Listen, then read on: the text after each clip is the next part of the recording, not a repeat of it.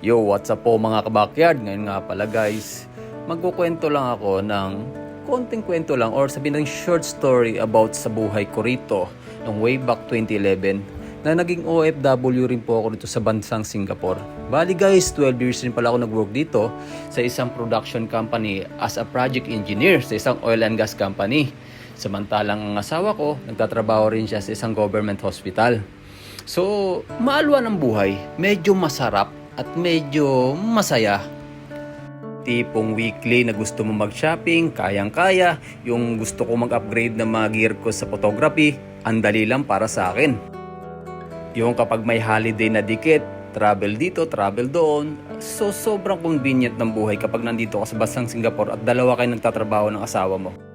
Until one day, may napanood ako sa Facebook na influencer na sabi niya, habang nagtatrabaho ka, may pera ka, magnegosyo ka sa Pilipinas.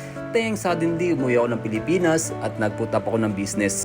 Guys, bilang isang OFW, dapat talaga may business kang ipuput up sa Pilipinas para pag uwi mo, pag retire mo, at least stable ka na doon. Pero ang nangyari sa akin, pag uwi ko ng Pilipinas, saka pa lang po ako nag-start ng business. May dala akong puhunan.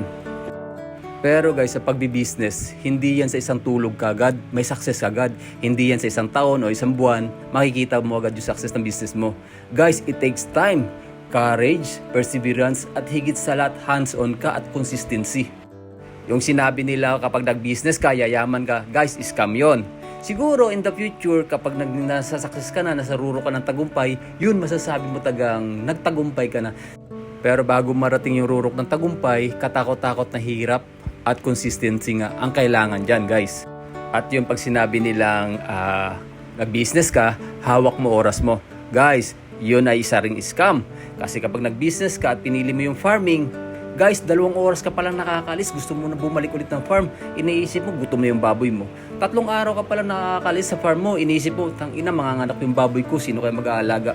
Kaya guys, kapag sabi nilang hawak mo oras mo kapag nag-business ka, scam yon. Kasi kailangan kapag nag-business ka, kailangan hands-on ka, tutok ka sa business mo kung gusto mo magtagumpay.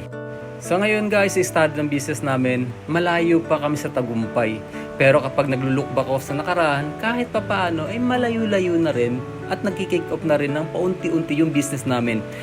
Siguro mahaba-habang sakripisyo pa para at papaano maramdaman talaga namin yung tagumpay at ipapanalangin ko sa Diyos na one day at mag-success yung business na pinasok namin ni Mrs. at mapauwi ko na rin siya at magkasama na kami sa Pilipinas. Ang pagbi-business guys ay mahirap. Hindi yan katulad ng pag namamasukan ka sa isang company na may inaasahan kang monthly income. Pero sabi nga nila, ang pagbi-business, yan yung possibility na magkaroon ka ng financial freedom o generational wealth. Kailangan mo lang talaga ng sipag at tiyaga. Hindi man ganun kaalwan ang buhay sa pagbi-business, pero may isa akong bagay na naramdaman guys, yung freedom na alam mong nakatakas ka sa isang responsibilidad na nagtatrabaho ka sa isang kumpanya na alam mong hindi magiging sayo kailanman. May kasabihan nga tayo guys, it's better to have a small business that you can call your own rather than working in a big company that will never be yours. So guys, yun lang po lahat ng masasabi ko and thank you so much for watching. Please follow and share and happy farming guys. Peace, yo!